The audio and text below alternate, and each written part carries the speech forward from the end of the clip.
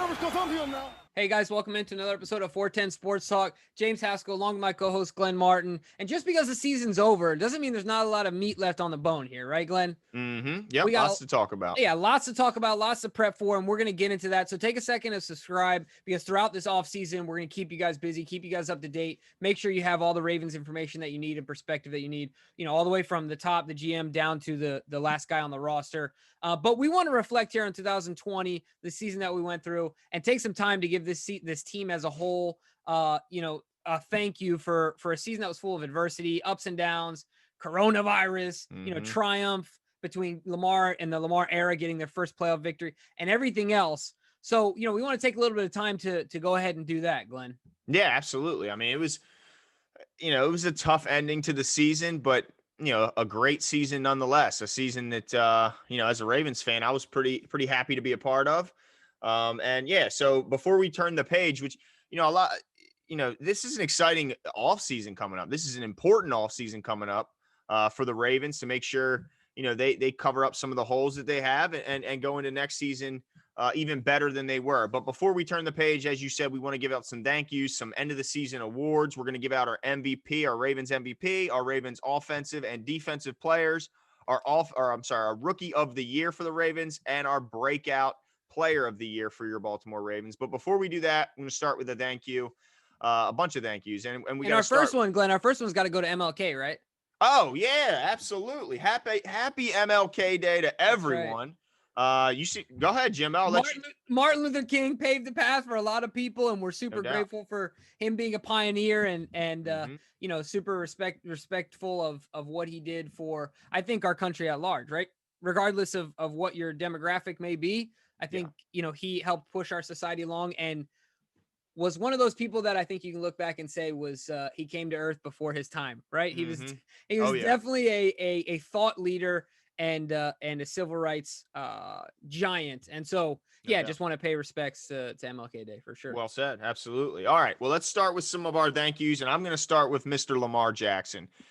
I mean, and let's just start on the field. The oohs and the ahs. I mean, there's no better player for creating a highlight reel than Lamar Jackson. This guy can do it all. He's the ultimate Swiss Army knife. He can run for 100 yards, throw for 300. I mean, really, whatever needs to be done, he can do it. The guy covers up so many holes, but more than what he does on the field, I mean, the incredible guy he was, the incredible representative he is for the Ravens, for Baltimore, for the NFL. I mean, the guy is humble. He's compassion. I mean, the guy is everything you would want your son to be. That's who Lamar Jackson is.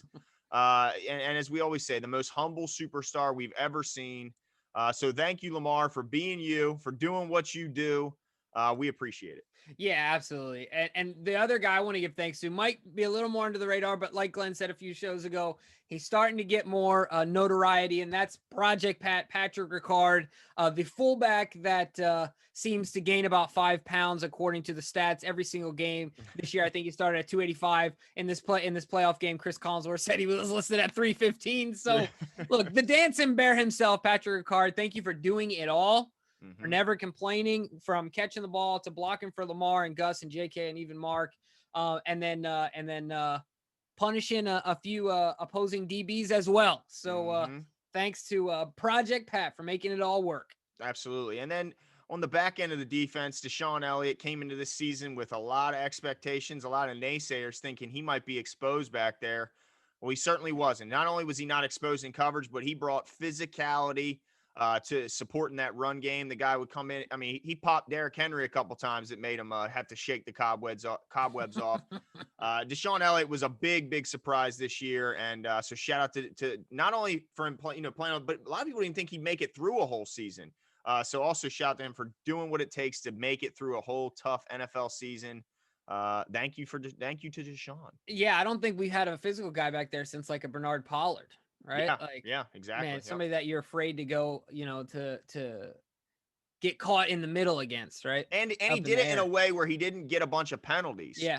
He did it in a smart way where he delivered those powerful hits, but didn't get the 15-yarders on top of it. Yeah, I'm going to stay under the radar as well with this one. Just happens to be the guy that I'm thanking right now, and that's Willie Snead.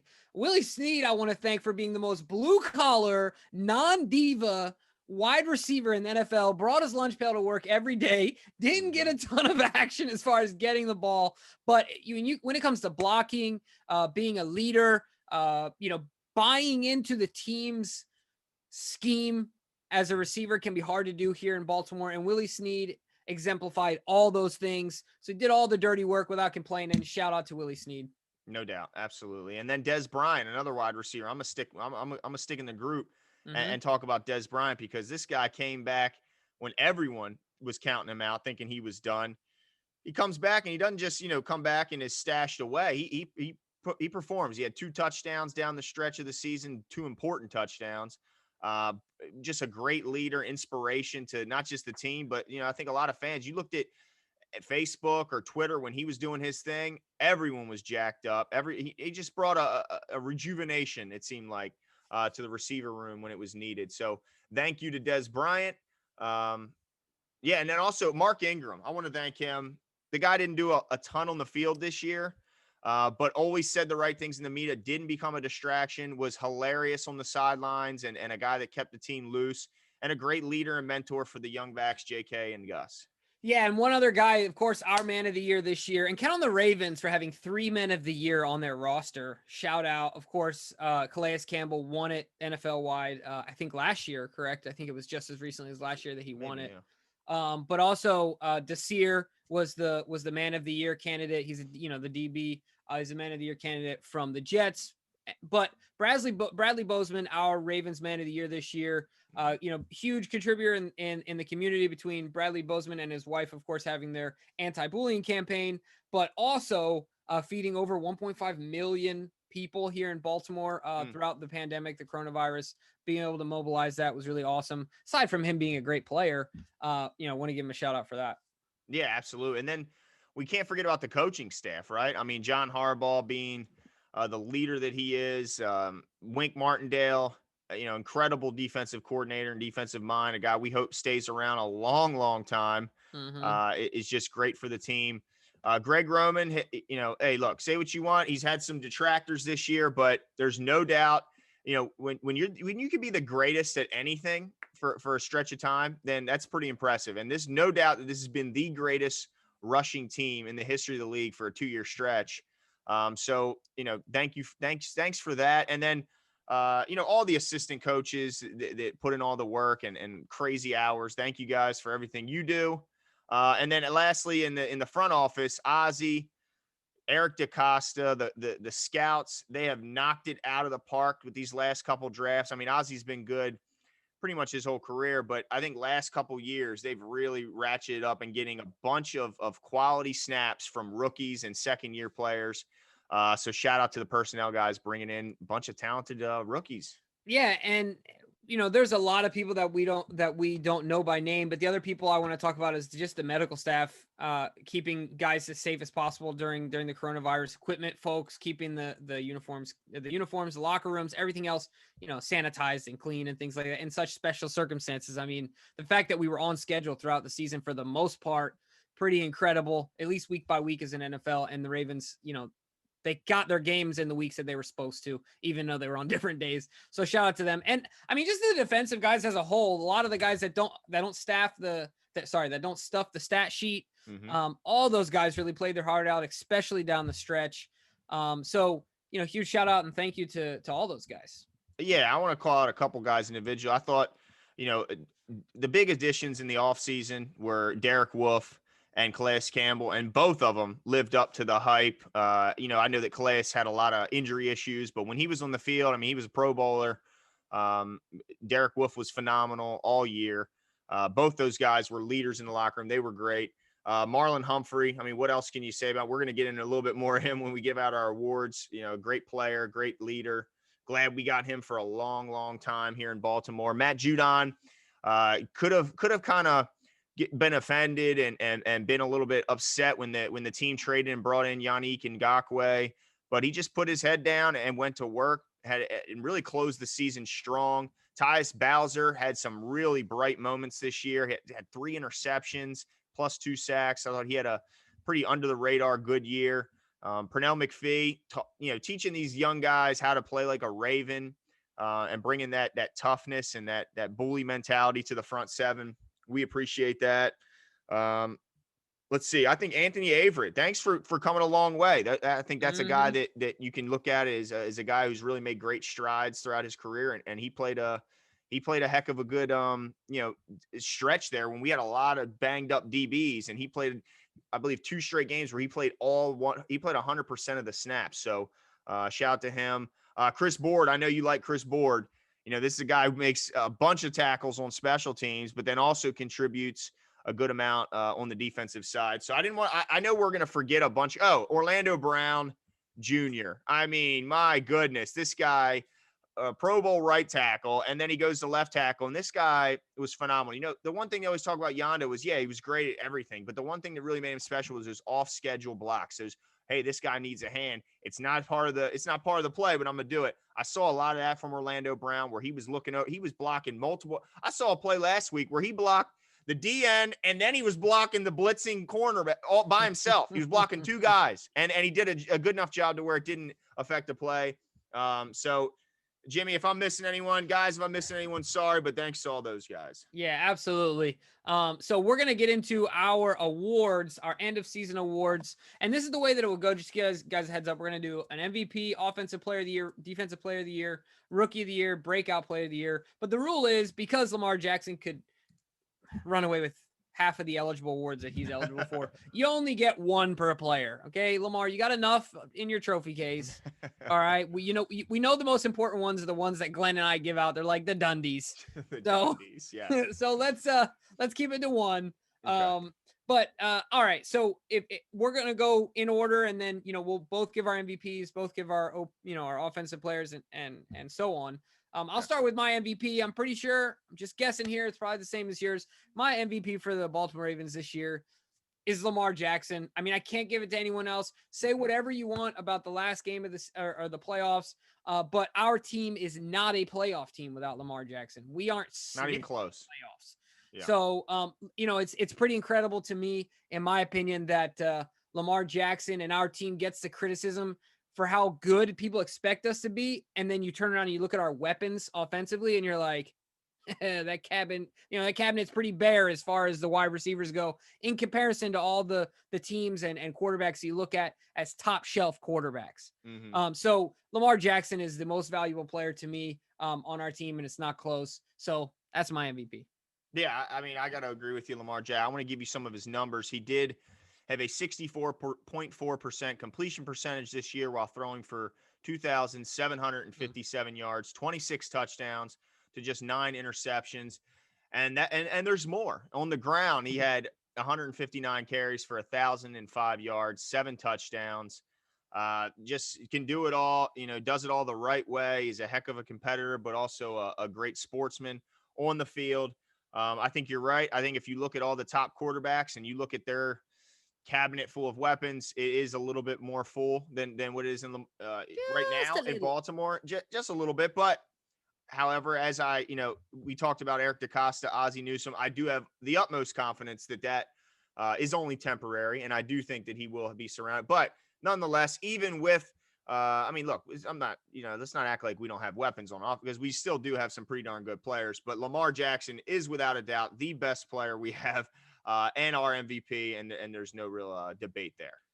Yeah, well, obviously I agree with you there because I picked the same guy. But offensive player of the year for me, now, like I said, can't include Lamar Jackson. Just for those of you who, just in case you missed it, don't hit us up saying that Lamar should be our offensive player of the year, because he's not going to qualify according to our layout here. But my offensive player of the year is Marquise Brown, who at the beginning of the year, it would have been hard pressed for me to give him this award. But at the end of the year, he really came on. I was really impressed with what he did down the stretch when we needed the games most. He seemed to ratchet up his intensity, his urgency. And just like Glenn said, I have some numbers here. Of course, 58 receptions this year, averaged 13 and change per reception for 8 touchdowns. And he had the long of 70, and it was interesting this year because at the beginning I was nervous, but then as the year rounded out, I feel like his intermediate and short game really came along. And that's exciting for me because I think by nature, he already, he was just born with that ability to track the ball. He's good at the deep ball. So I'm not super super concerned about that as much as I am in the development of his intermediate and short game in being a complete receiver, not just a deep ball threat. So my offensive player of the year is Marquise Brown, certainly. Yeah, I thought he was awesome down the stretch. I think that the better I think that he will grow as the offense grows, and he will grow as Lamar grows, because I think the better Lamar gets, the better the offense gets as far as from a passing standpoint, which maybe with or without Greg Roman as the head of it. I think Marquise only gets better, because look, he had a couple tough drops, not many. He did have a couple tough drops, but he also had quite a few situations where he was open and the ball didn't get there, and it could have been, for a lot of yards and a lot more touchdowns. So I have to agree with you there. I think a close second would have been a guy like Mark Andrews, who once again had a solid season, did tie Marquise in catches, but yeah, I got to agree. I got to give it to Marquise as well. Now, defensively, this was a year where, yeah, there's a couple guys who got, a lot of the credit, but this was really a team defensive year, in my opinion. When you look at the statistics, very spread out in a lot of key categories. There's not like one guy who dominates. We're used to when Suggs was here, it would be like, T Sizzle would have 15 sacks, and then you have to look a long way down to find the next guy, usually 6 or 7. Whereas this year, it was more like everyone kind of contributed and pitched in together. But for me, defensive player of the year has got to be Marlon Humphrey. Third on our team in tackles with 82 total. He led the league with 8 forced fumbles. He had, just the one interception. Doesn't get his hands on a ton of balls in the air, but did have 2.5 sacks to add along with it. A very, very physical player. And he did have, he did have 11 pass deflections, which also led our team. So you got to give it to Marlon. It's good to know he's not going anywhere for a long time, because I don't think you find a more physical corner in the league. He's a great leader. I mean, just on and off the field, he's a Raven, right? Yeah, absolutely. 100%. I got to go the same way. Just being such a physical all around football player, for me this year was impressive in that he isn't a traditional at his position, right? Right. He does so much of the things that, who was it? Deion Sanders that made it famous, like making business decisions. Yeah, he don't Right. make Like, those. yeah, Marlon he doesn't even understand that concept. And I love, he's just a heat sinking missile or heat seeking missile with, when the ball is near him. And, yeah, I mean, I can't say too much more than you, other than the fact that he's obviously my defensive player of the year. And I'm excited to see him develop, because just like a couple of these other guys that we mentioned, it's cool to see him add wrinkles to his game. And it'll be interesting to see what he does, because overall, I mean, I'm not going to get too soapboxy here, but we're so young. We're growing as a team, as an organization, to me, hopefully with more success than them. But to me, it's reminiscent of like the young OKC days when, man, think about it, they had 3 eventual MVPs all on the same roster. And obviously all 3 of them are going to be in the Hall of Fame. I think it's fair to say as well. I think we'll be able to look back at this team, and hopefully we get, we win the big one, but look back at this team and say, wow, we had names. Just like that 2000 defense. When you look back and look at the names, you're like, how did they all assemble on the same team? Yeah, it's like no wonder they were so good. Yeah. I mean, my goodness. Yeah, I'd say you kind of look at some of those. It reminds me of some of those old pictures of the coaching staff that Andy Reid's had. Some of them older years, and it's like there's now a head coach. There's a head coach. There's a head coach. That guy used to be a head coach. It's like, yeah. So no, I agree with you. Moving on to rookie of the year. This and these last couple of years has not been quite so easy finding a rookie of the year, because we have so many rookies contributing early on. But to me, I got to go with the young guy, our number 1 pick, Patrick Queen. Led our team in tackles with 106 total on the year, had 3 sacks, had an interception, had 2 forced fumbles, 2 pass breakups, had a touchdown. I mean, the guy was everywhere. I mean, did he have struggles? Yeah. He had moments of struggling, but wow, for a rookie who only played 1 year of meaningful college ball, had a rookie season that had, the least amount of offseason program that ever, so I thought he played absolutely phenomenal, was an anchor in the middle. So my rookie of the year is Patrick Queen. What do you got? Yeah, so I think this is the first one that we're going to differ on here, Glenn. My rookie of the year, regardless of offensive or defense, just like you mentioned, is J.K. Dobbins. J.K. Dobbins in the regular season led the NFL in yards per carry at 6, as far as a running back goes. Because we know some other guys had Lamar. more than that. Yeah, exactly. But yeah, J.K. Dobbins is my guy. He had 134 carries for 805 yards, 9 touchdowns with a 6-yard average for a rookie. He also broke Jamal Lewis's Ravens franchise record for most touchdowns in a rookie season in way less carries. Mm-hmm. It is insane. You know what I mean? The amount of times that we utilize Jamal in order to get to that number, and the much less amount of times that we use JK for him to break that record. Just an impressive kid. I think he's gonna have a great future here. I'm really excited to see what he does. And he's a poster child for a vegan. So go JK. I know you're proud of that, no doubt. Oh yeah. Breakout player of the year.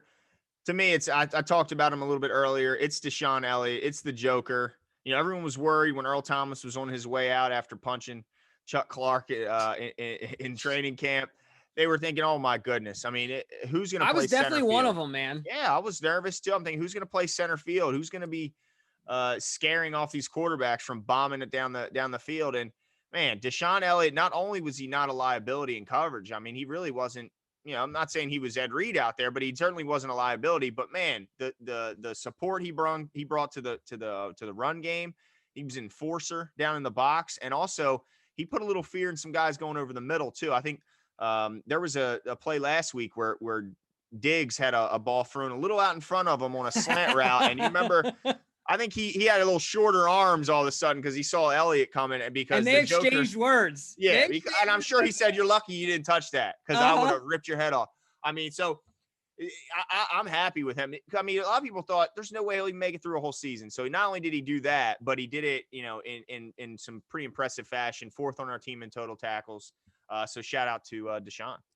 Yeah, but couldn't you see the Ravens going out and getting a 1st-round safety? Like when all of us want them to go wide receiver, they pick up some stud safety. I mean, look, I didn't think we'd go JK in the 2nd round last year. So yeah, nothing would shock me. No, for sure. But I'm going the same guy, my breakout player, certainly. Now, this one was actually, I think, the most difficult for me. I think you and I both were talking about this. You know, you could have gone Ben Powers. I mean, he came on late and had for all guards in the NFL, had the highest win percentage by the end of the season, which is awesome.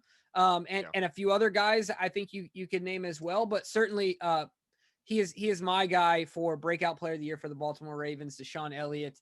It's just nice to have a physical presence back there again. And you know, Gianno Smith is going to remember that hit for the rest of his life. He's going to be telling his grandkids about that one. Yeah, that was yeah. I mean, he brings the wood. There's no doubt about it. But yeah, that's it for this one. Let us know what your guys is. I mean, let us know who your MVP. I mean, I think we all assume who your MVP is, but let us know who your rookie of the year is. Let us know offensive and defensive player, breakout player. Maybe there's somebody we're missing. And if your MVP isn't Lamar, tell us why. I mean, we'd like to know more than anything. That's true. Yeah, we would respect it if certainly if you have a decent enough reason. Absolutely. Right. I have no problem with that. But also let us know if there's anyone that we missed that should have been thanked. You know, actually, there is one thing we missed. Bill, we got to thank Bill's Mafia, Jimbo. Yeah, no, you're absolutely right. Shout out to them. They donated a total of $290,000 to Lamar Jackson's favorite charity in just 24 hours following him being injured on the field. 11,200 different members of Bill's Mafia donated in his name. Shout out to Bill's Mafia. You will be getting. Look, I don't know if this helps, but I'll be a temporary member of Bill's Mafia from here on out and the rest of this, because I'm definitely rooting for them to beat the Chiefs, and I'll be pulling for them if they do so and make it to the Super Bowl. So shout out to Bill's Mafia. That was awesome. Yeah, absolutely. Now, this is a real question, Glenn. Is Bill's Mafia going to start donating money to Mac Wilson for concussing Patrick Mahomes and punching their ticket to the Super Bowl? Because if Patrick Mahomes can't play in this game, Bill he ain't missing. Super Bowl. Come on, man. He ain't missing this game. That was a terrible. He couldn't even get up. It was bad. He reminded me of Joe Flacco when Kiko Alonso gave him that smack. Man, he shut down one whole half of his body. He tried to get up, and I don't want to look. No, I'm not glorifying it. I'm just saying it looked terrible. My point in saying he looked punch drunk. Yeah, my point in saying that is that it was optics were so bad for the NFL that I would be shocked. I'm gonna be surprised. I give it more than likely that he isn't in this game. What? Yep. No way. It was bad. That hit was bad. If that hit took place 2-3 years ago when it was at the height of the concussion awareness, I agree with you. But not now, Jimmy. Not now. Now, look, I mean, Lamar, who was it that came back in the game there's been occasions where people have come out of the tent, where they get back in the day. If you went in that tent for a concussion there was no coming back in the game. So, Yeah. but man, that would be a storyline. Shout out to Bills Mafia. But let us know what you guys think. If there's anyone we're forgetting, any thank yous we're missing out on. And look, in those seasons over, this is a big off season. We got lots of big plans. We got lots of special guests. We're going to be watching the free agent and draft process. So stay here along with us. Give us a subscribe so you don't miss any videos, and we'll talk soon. See ya.